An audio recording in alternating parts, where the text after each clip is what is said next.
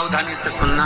एक प्रश्न हमारे भीतर खड़ा होता है, जब हम सूर्य नारायण भगवान को अर्घ देते हैं, जल चढ़ाते हैं, तो वो जल पृथ्वी पर जब गिरता है तो उसके छींटे हमारे शरीर पर लगते हैं। क्या वो ठीक है?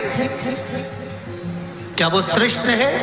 तो शिव महापुराण की कथा कहती है, जब हम सूर्य को अर्घ देते हैं, सूर्य को जल चढ़ाते हैं, वो पानी जब पृथ्वी पर गिरता है, उसके छींटे हमारे शरीर पर लगते हैं, तो वो श्रेष्ठता का भाव निर्मित करते हैं। वो गलत नहीं हो सकता।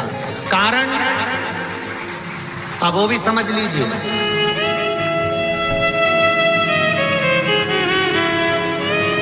अब सूर्य नारायण भगवान को आप जल चढ़ा रहे हो तो छींटे नहीं लगे, उसके लिए क्या स्टूल पे चढ़ के चढ़ाओगे कि कुर्सी पे चढ़ के चढ़ाओगे? अरे बोलो तो सही। अब कई लोगों के दिमाग में यह बात भरा गई कि हम भगवान को जल चढ़ाते हैं, वो हमारे शरीर में छींटे लगते हैं, जमीन पे से पानी गिरता है, वो हमारे शरीर को छींटे लगते हैं, भगवान को अच्छा नहीं लगता होगा। कौन ने कहा? पहले तो उसको पकड़ के ला।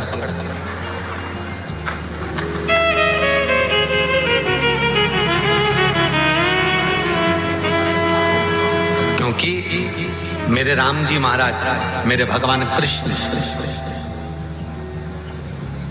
बड़े बड़े संत, साधु, सन्यासी, तपस्वी, साधक, उपासक जितने भी हुए, जिन्होंने सूर्य की आराधना करी, इन्होंने टेबल पे चढ़कर या कुर्सी पे चढ़कर जल नहीं चढ़ाया। इन्होंने पृथ्वी पर खड़े होकर ही, क्योंकि पृथ्वी तत्व के देव हैं शिव।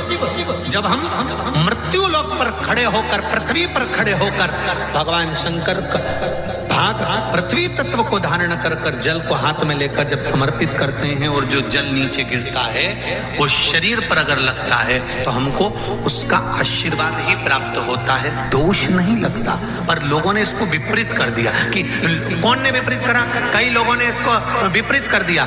कौन ने विपरीत करा? तो जो दूसरे धर्म के लोग होते हैं, जिनको हिंदू धर्म से नफरत होती है और जो हिंदू धर्म की पूजन, सेवा, अर्चना को समाप्त करना चाहते हैं, वो धीरे धीरे धीरे धीरे कहने लगे कि सूर्य को जल चढ़ाओगे तो शरीर में लगेगा, शरीर में लगेगा तो दोष लगेगा। इसको कहकर घर घर में सूर्य को जल चढ़ाना लोगों ने बंद कर दिया कि आप जल चढ़ाएंगे तो दोष लगेगा, शरीर पे छींटा लगेगा, शरीर को ऐसा लगेगा।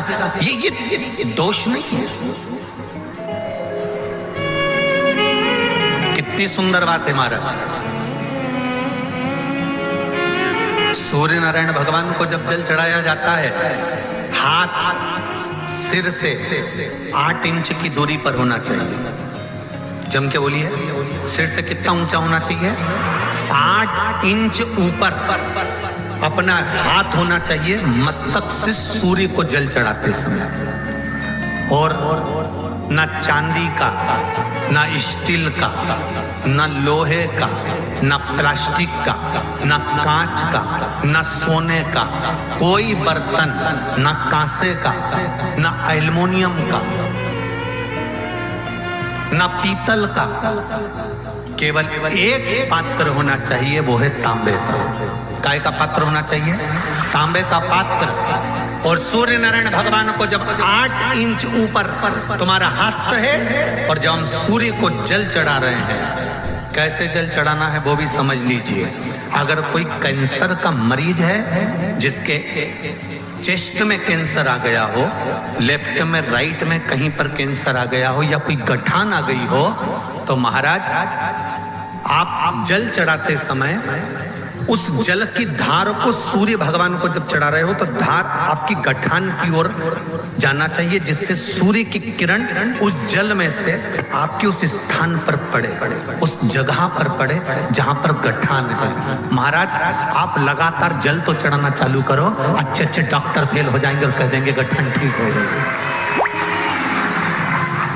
आपका लीवर और किडनी गड़बड़ कर रहा है, आप प्रतिदिन आपका स्वास्थ्य गड़बड़ रहता है, आप प्रतिदिन ये ज्योतिष शास्त्र के अंतर्गत, रत्न शास्त्र के अंतर्गत, ये रत्न शास्त्र, ज्योतिष शास्त्र, रंग शास्त्र जो हमारे यहाँ है, रंगों के हिसाब से ये जितने रत्न होते हैं, माणिक हुआ, सोना, मोती हुआ, नीलम हुआ, मूंगा हुआ, पुखराज हुआ, ये क्यों कहते हैं ये पीला है, ये सफेद है, ये नीला है, ये लाल है, इसको शरीर में क्यों पहनाते हैं? उसका कारण होता है कि जब शरीर में पहनते हैं सूर्य की किरण उसमें पड़ती है, हमारे शरीर पर वो कलर का इफेक्ट पड़ता है, उस कलर को शरीर पर लगता है, और शरीर पर लगता है तो हमारा शरीर धीरे धीरे, हमारी जो इंद्रियां हैं वो सही होने लगती हैं, काम सही होने लगता है।